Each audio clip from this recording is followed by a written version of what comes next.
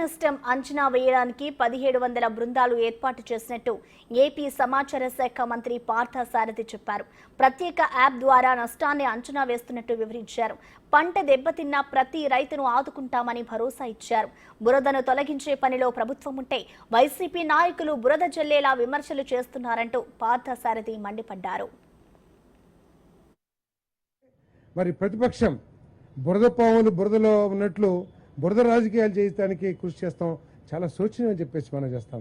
అడపా ఎక్కడ తప్పులు దొరలొచ్చు, లేకపోతే కొంతమందికి ఏదైనా సహాయ కార్యక్రమాలు అందకపోవచ్చు.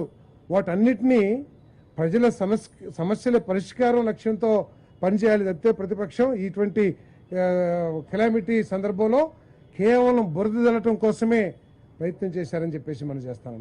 ప్రజల సమస్యల పరిష్కారం కోసం కాదు, ప్రభుత్వం మీద బురద జల్లటానికి కావలసిన అవకాశాలు ఎక్కడ దొరుకుతాయి అని చెప్పేసి వాళ్ళు ఎదుక్కున్నారు తప్పితే, ఇంకా ఎక్కడ చనిపోలేదా, ఎక్కడ చనిపోయారని చెప్పేసి ఎదుక్కుంటూ వెళ్ళారు తప్పితే, ఎక్కడ కూడా ఇగోండి ఈ ప్రాంతంలో పలానా ఆర్ఆర్పేటలోనో లేకపోతే పలానా సింగనగర్లోనో పలానా రోడ్లో మరి భోజనం అందలేదని చెప్పేసి మాకు సమాచారం వస్తుంది, ఒకసారి చూడండి అని చెప్పేసి, ఒకవేళ మీకు తెలుగుదేశం పార్టీ ప్రభుత్వం ముఖ్యమంత్రి గారితో మంత్రులతో లేకపోతే ఎవరితో మాట్లాడటానికి మీకు ఏదైనా